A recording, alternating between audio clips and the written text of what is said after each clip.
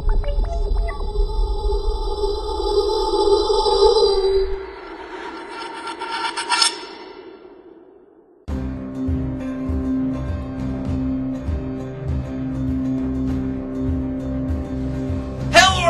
Captain Logan. And I'm Vince. And it's time once again to recommend Kevin Costner movies, because we do it every week.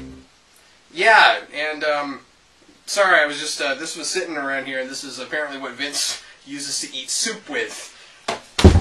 Anyway, Vince, what Kevin Costner movie do you recommend today?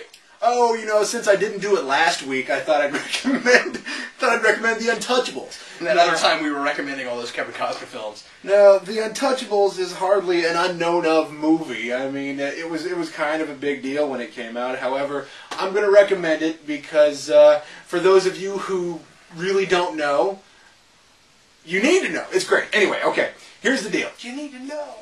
It's directed by Brian De Palma, and if you think, oh, that name sounds familiar. He's done a lot of significant things before he did mob. He had a nice career going before he did mob movies. I mean, he did the movie Carrie. Oh, really? Yes. Okay, all right.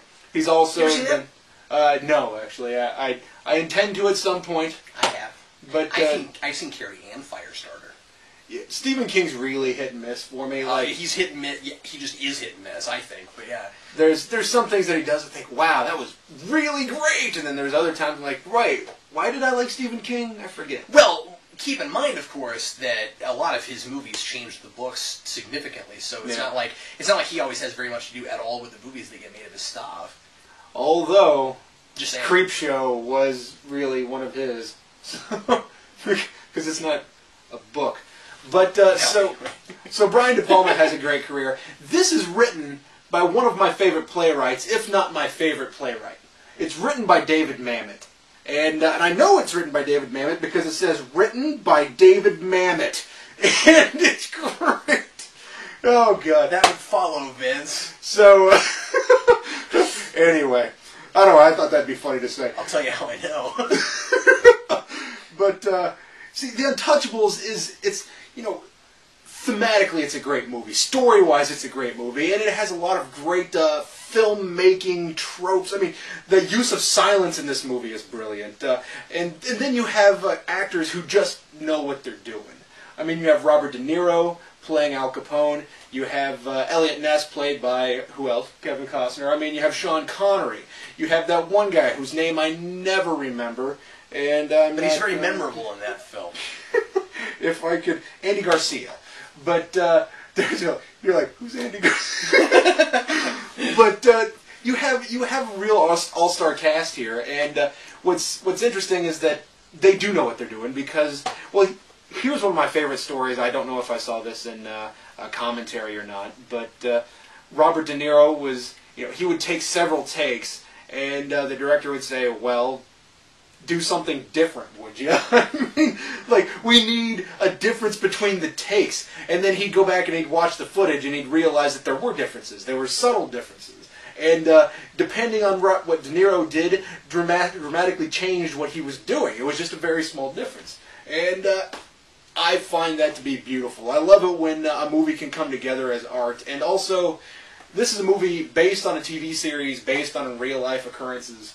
So how much would you think that would succeed? I mean, there's an entire TV series worth of stuff. What do you choose? I mean, for those of you who don't know, Elliot Ness was the leader of the incorruptible group of guys that were trying to take down the mob. And that's why they call them the Untouchables. But this movie, I think, was what really got me to like Kevin Costner. And I don't know, I enjoy this. This and Open Range, but I don't have Open Range, otherwise I would have recommended it. And I could have seen you recommending the one I picked. Yeah, I like that one too. Anyway, what do you well, if I got to recommend a Kevin Costner film, Vince, I'm going to recommend Field of Dreams. Yes, indeed. I love this movie. Entire field of them. Now, this, of course, is a really, really mainstream kind of movie, and I mean, I guess that one is too, right? But I mean, like, you know, we picked a theme this week, so we're recommending Kevin. We should do this again, picking a theme. That's kind of fun. But anyway, so I figure, hey, maybe there's at least some younger folks who don't know anything about Field of Dreams. Field of Dreams, to me, is kind of the consummate 80s movie. I mean, it's late 80s, but I mean, like when I think of the 80s, I think of Field of Dreams. It's not only my favorite Kevin Costner movie, it's also my favorite James Earl Jones movie. And, of course, James Earl Jones only appears in the last half, but it's such a rocking performance from him. And this was one of those movies that really permeated pop culture at the time, and it's kind of weird how much of a phenomenon it was, considering what it is.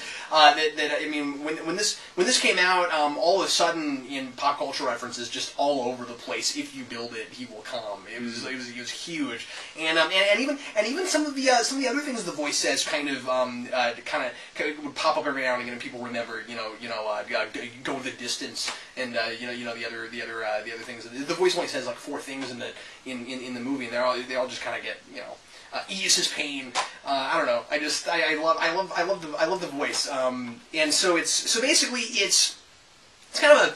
In a roundabout way, it's very much a father-son movie. It's about a guy who never really got to know his father, never got along with his father, and then his father died, and he always felt bad because he never really related very well to his father, and they were both big fans of baseball, but they never really played catch together, and it's just this kind of heart-wrenching kind of story. And is it a little sappy? Sure, it is a little sappy, but the performances are so good, and it's such a weird it's such a weird fantasy kind of story because none of the fantastic elements are ever really explained. It's basically this voice out of nowhere.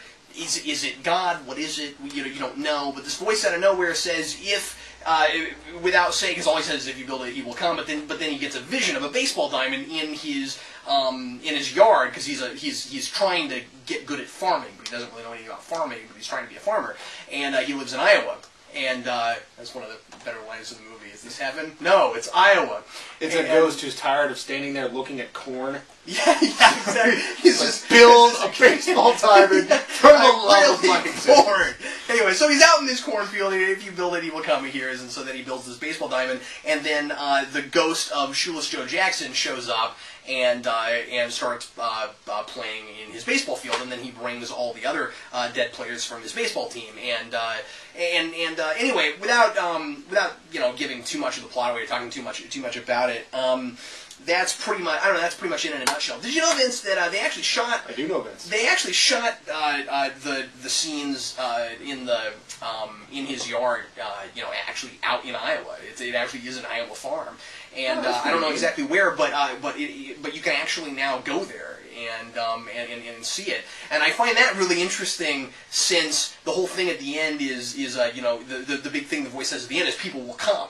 And the idea is if people believe that these players really exist, they'll actually see them, and so then they can charge money, and they can they can save the farm. Get people. Yeah, and they can save the farm.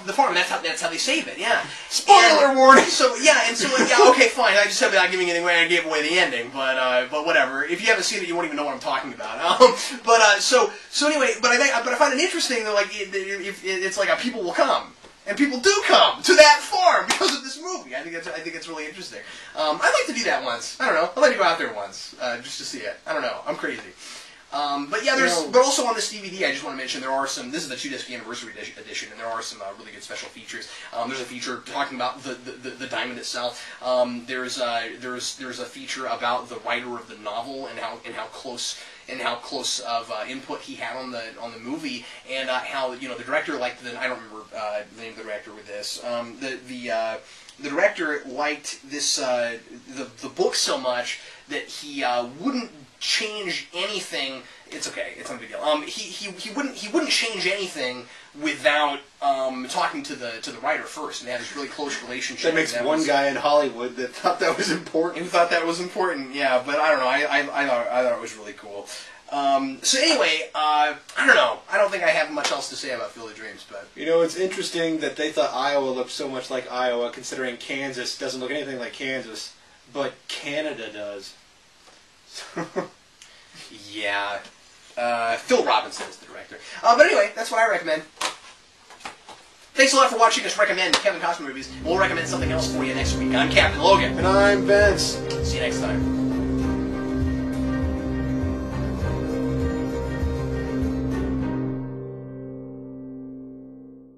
Vince, your soup is ready. Thank you.